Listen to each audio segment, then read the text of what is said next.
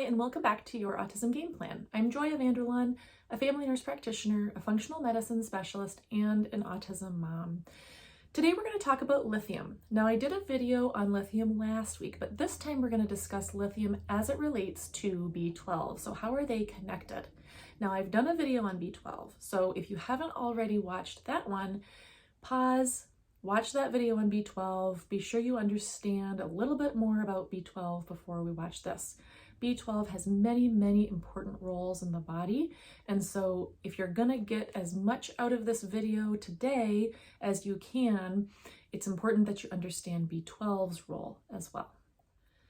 Just to kind of recap very briefly a little bit about B12, B12 is really important for methylation, neurotransmitter function, hormone production and detoxification, liver function, DNA synthesis and repair, all sorts of things. I kind of like to think about it like a spider web. There's not just one or two things B12 does.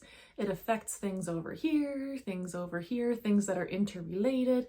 And so B12 has a lot of different kind of integrated roles within the body, so that if B12 is deficient, it's not just one symptom you may have. There could be many different symptoms going on that could very easily be fixed by supplementing B12 if B12 is kind of the root of the problem.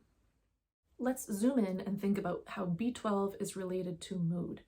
So if B12 is related to methylation, that means methylation is dependent on B12. Methylation is the process whereby we produce our neurotransmitters that are involved with mood and sleep, like dopamine, serotonin, melatonin, norepinephrine, epinephrine. All of these come from methylation, which needs B12 and folate.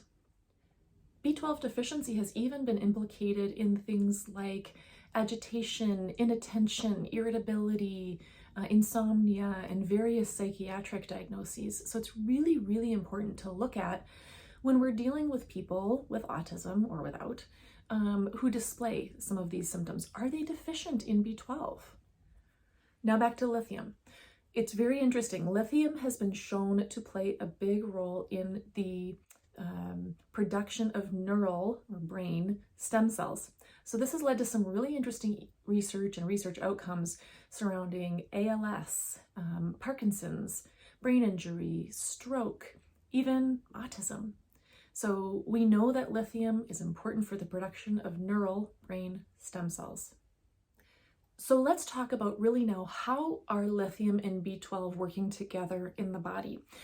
One of the biggest ways they're working together, and one of the biggest ways that I can take action with my patients, is lithium sort of acts like a taxi, taking B12 from the blood where it circulates, where it is when we take it, when we absorb it. The lithium kind of attaches to B12 and takes that B12 and puts it inside the cell. Lithium, B12 don't do very much good in the blood outside the cell. Where we need those, especially B12, is inside that cell. And in order to get it inside, we need that lithium. Here's an example of a practical situation that I run into a lot in my practice. Somebody's B12 levels in their blood are measured. They're measured to be high. They may not even be taking vitamin B12, but even if they are, vitamin B12 levels are high. That could be because they're taking too much B12, which is plausible. That may be happening.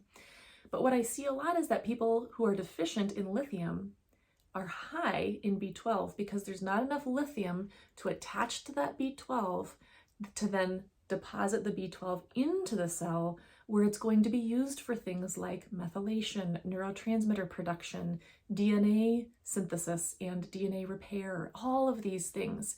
So the big thing to remember is that lithium and B12 partner to take B12 into the cell where it can be effective. Thanks for watching. I hope you learned a little bit more today about B12 and lithium than you knew before.